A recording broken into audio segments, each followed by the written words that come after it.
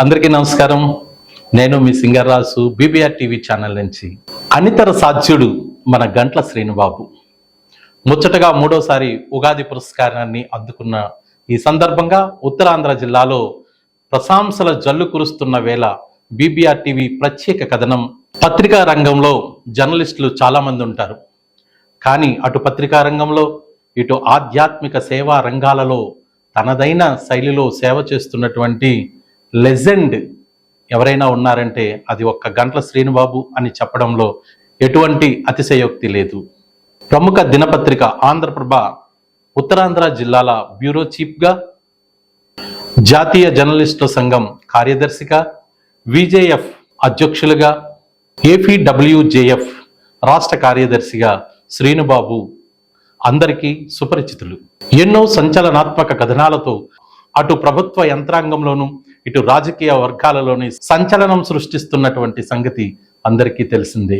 3 దశాబ్దాలుగా పత్రికా రంగంలో అందిస్తున్న విశిష్ట సేవలకు గాను 2016, 2018, 2026లో రాష్ట్ర ప్రభుత్వం గంట్ల శ్రీనుబాబుని రాష్ట్ర ఉగాది పురస్కారాలతో సత్కరించడం అరుదైన ఘనతగా చెప్పొచ్చు.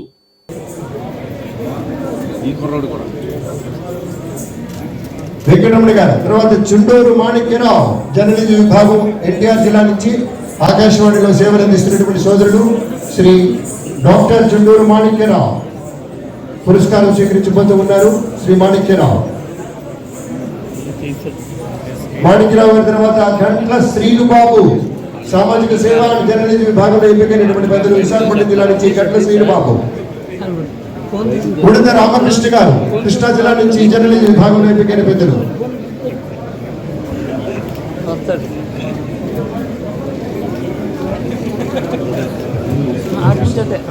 ఎడవల్లి శ్రీనివాసరావు గారు, ఇక్కడ అవార్డు తీసుకున్న వాళ్ళు అందరితో కలిపి ముఖ్యమంత్రి గారు ఒక గ్రూప్ ఫోటో ఉంటుంది, తీసుకున్న వాళ్ళు వెనక్కి రావచ్చు.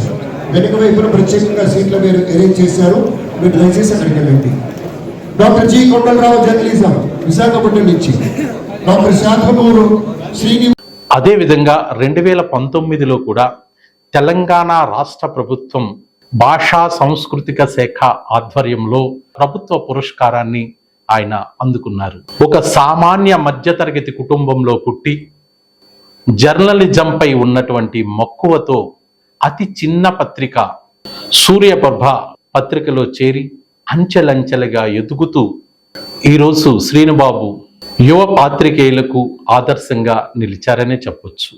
జర్నలిజంలో ఒకవైపు ఎదుగుతూ మరోవైపు ఆంధ్రప్రదేశ్ వర్కింగ్ జర్నలిస్టుల ఫెడరేషన్లో రాష్ట్ర నాయకునిగా కీలక పాత్ర పోషిస్తున్నారు.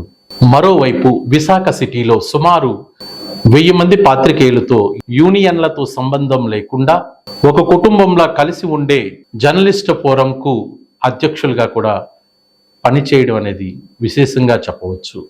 కష్టంలో ఉండే పాత్రికేయులకు ఆర్థికంగా ఆసరాగా ఉంటూ అండగా నిలుస్తూ ఒకవైపు చదువులో 3 పీసీలు చేసి విద్యార్థి సంఘాల నాయకునిగా ప్రసిద్ధి చెందిన సింహాచలం దేవస్థానం ధర్మకర్తల మండలి సభ్యునిగా, వివిధ దేవాలయాలకు చైర్మన్గా, అతడే ఒక సైన్యంలా ఇన్ని బహుముఖాలు ఒకే వ్యక్తిలో కనిపించడం చాలా అరుదనే చెప్పవచ్చు.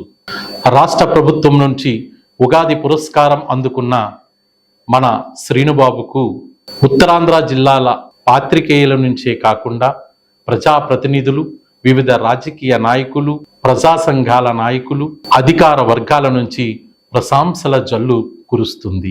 రాబోయే రోజుల్లో మరింత ఉన్నత శిఖరాలకు మన శ్రీనుబాబు చేరుకోవాలని బీబీఆర్ టీవీ ఛానల్ యాజమాన్యం మనస్ఫూర్తిగా కోరుకుంటుంది. Thank you so much.